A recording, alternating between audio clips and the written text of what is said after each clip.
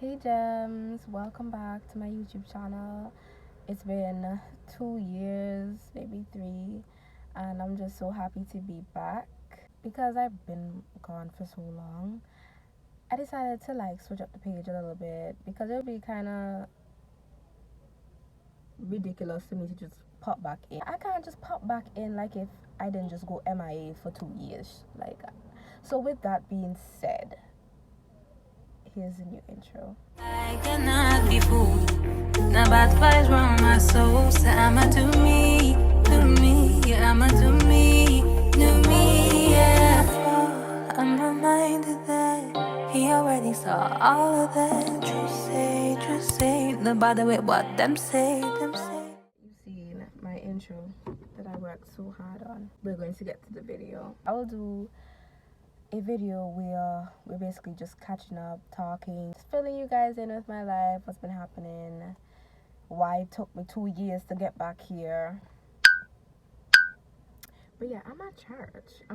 I just finished church and I was like, you know what? Girl, stop postponing. You look okay. Just do the video. Let's get it over with. So it's gonna be like a series about calling. It's gonna be like a 3-part series, and this is part number 1. And this is called Accepting Your Call. So I was reading 1 Samuel. Israel was asking God, yo, we need a king, and blah blah blah blah. And then God was like, I'll get you a king or whatever. So then Samuel was sent out to find the king, right? Which was the person that God called. God led Samuel to this young boy. His name was Saul. 1 Samuel 9 verses 17. When Saul saw Samuel, the Lord said, "That's the man I told you about. He will rule my people." This is verse 18. Just then Saul approached Samuel at the gateway and asked, "Can you please tell me where the seer's house is?" Samuel replied, "I am the seer. Go up to the place of worship ahead of me. We will eat there, and in the morning I'll tell you what you want to know, and I'll send you on your way. And don't worry about those donkeys that were lost 3 days ago, for they have been found. And I am here to tell you that you and your family are the focus of all of Israel's hope." But Saul replied, "I'm only from the tribe of Benjamin, the smallest tribe in Israel, and my family is the least important of all the families of that tribe. Why are you talking like this to me?" Then Samuel brought Saul and his servant into the hall and placed them at the head of the table, honoring them above the 30 special guests, and instructed the cook to bring Saul the finest cut of meat. The piece had been set aside for the guest of honor, which was Saul.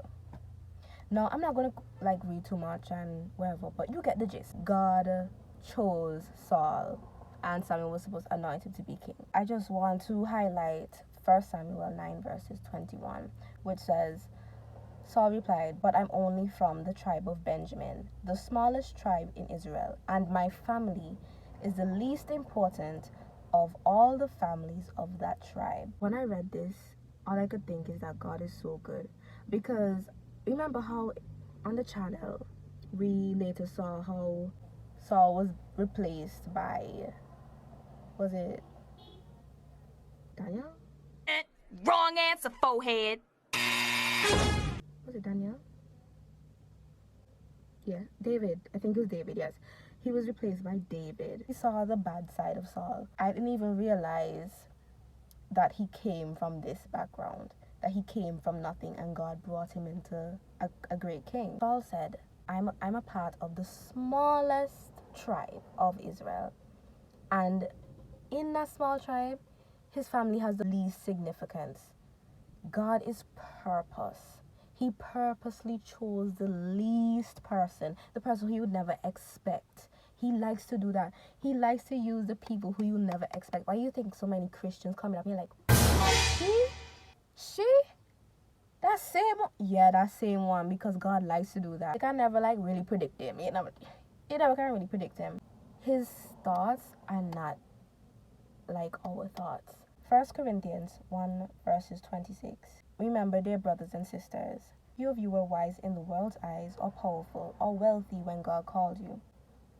God chose things despised by the world, things counted as nothing at all, and used them to bring nothing what the world considers important.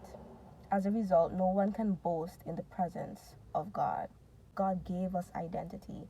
That's why God likes to turn nothing into something so he can get the glory. If you know in your heart that God is calling you for something, don't underestimate yourself, because God delights in using the least of this world, the things that are called the most foolish in this world, and transforming them into something new, to transform them into something so beautiful, so rich.